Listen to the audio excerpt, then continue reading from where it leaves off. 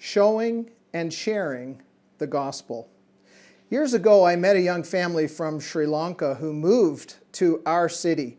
It was the middle of winter. It was really, really cold. They had no family and few friends in their strange new land. Life was hard. The young mom broke her leg and was unable to go to work, and that really curtailed her ability to take care of her children. The dad could only find a menial service job, even though he had a high level of managerial skill from back home. Mom was a Christian, but Dad was a Buddhist.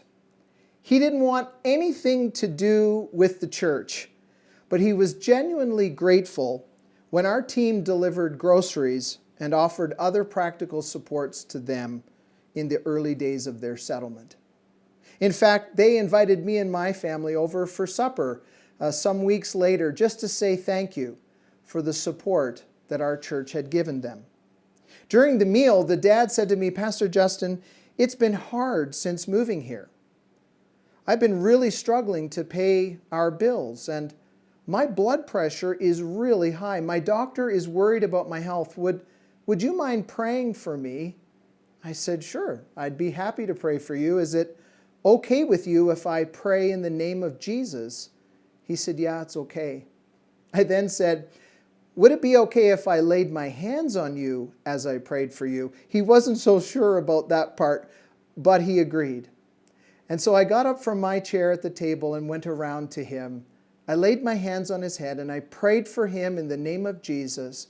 I asked Jesus to be merciful to him, to heal him, and to reveal his love for him and his family. About 3 weeks later, I got a call. Of all places, at my church, and it was this young dad, and he said, "You won't believe it." He said, "I just went to my doctor. He checked my blood pressure, and it's perfectly normal." He said, "I can't say thank you enough, but do you think you could teach me how to pray like you do?" I said, "Well, sure." I said, "Why don't you come over to my office, and I'll meet with you every other Tuesday after work, and I'll teach you how to pray." Well, this went on for almost a year and a half. Him coming to my office, us talking about prayer, and of course, talking about Jesus, and he learned how to pray.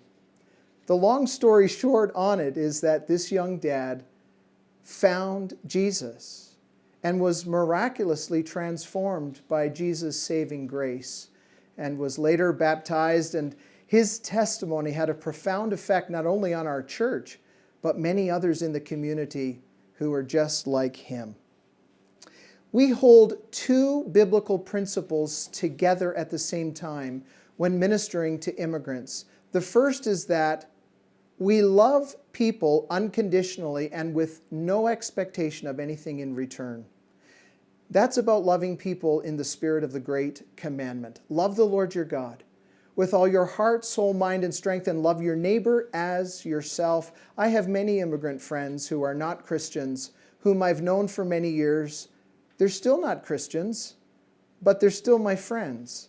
I still love them. They're still part of my life. But that never stops me from talking about Jesus and talking about his saving grace and power to change our lives. It's Jesus' job to save people, but it's our job to talk about Jesus and to love others in his name. That's about the Great Commission of going into all the world, even if it means just going across the street to your neighbor and leading others into a relationship with Christ. At the International Place of Friendship, my wife and I discovered that many of the immigrants who were coming to our center already were Christians from the countries where they came from. They were excited to learn that our center was sponsored by the Wesleyan Church and that we had a congregation meeting in it.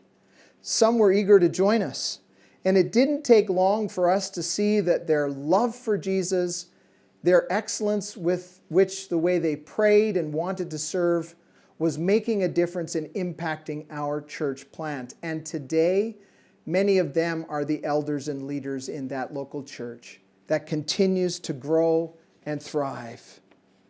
The question for us here in North America is, are we ready to receive immigrant Christians like that and trust them and share the leadership of our churches with them?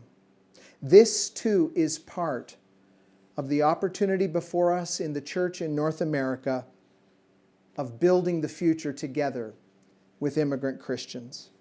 So this section gives an overview of sharing the gospel cross-culturally, of making disciples in a multicultural context, and of living the intercultural vision of heaven here and now in the communities where we live.